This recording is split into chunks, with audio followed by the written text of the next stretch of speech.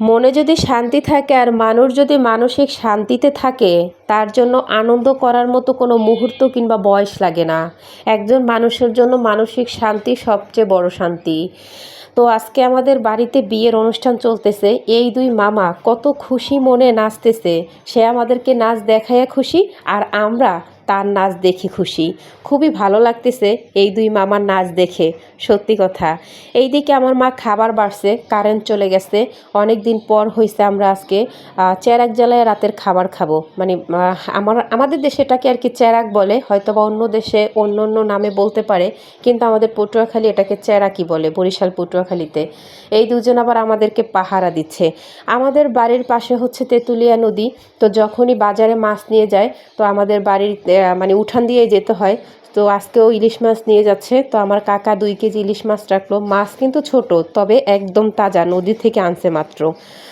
তো আমার কাকির হচ্ছে জ্বর, আমার মা নেই বাসায়, কি আর করার। আজকে মাছ কোটার পর্ব হচ্ছে আমার।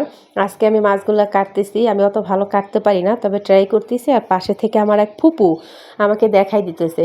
মাছ ছোট দেখছেন, তার মধ্যে আবার ডিমও হয়েছে। আগে একটা কাটছি, ওটাতেও ডিম। 2টা কাটছি, ওটাতেও ডিম, এটাতেও ডিম।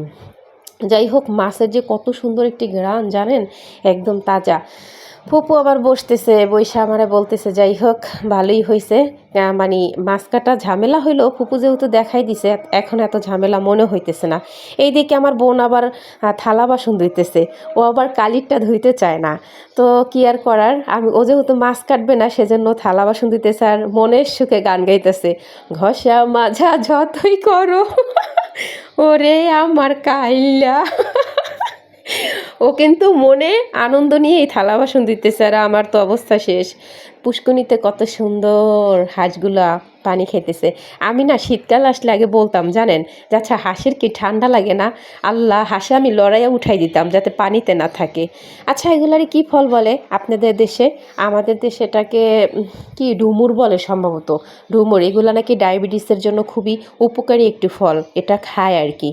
এইদিকে হচ্ছে আমার ভাই জাল মেরে হচ্ছে মাছ ধরবে, ওটা নিয়ে ট্রাই করতেছে কিভাবে মাছ ধরতে, মানে ধরা যায় আর কি জাল দিয়ে।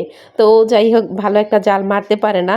তবে আমার হাসি আসতেছে এটা দেখে, যে গ্রামের ছেলে অথচ ভালো জাল মেরে মাছ ধরতে পারে না, ট্রাই করতেছে। তাও কিসের মধ্যে দেখছেন, ধানের মধ্যে ফালাইয়া পরে ট্রাই করতেছে, পুষ্কিনি তো না, হায় রে আল্লাহ। যাই হোক, এখন সন্ধ্যা হয়ে গেছে।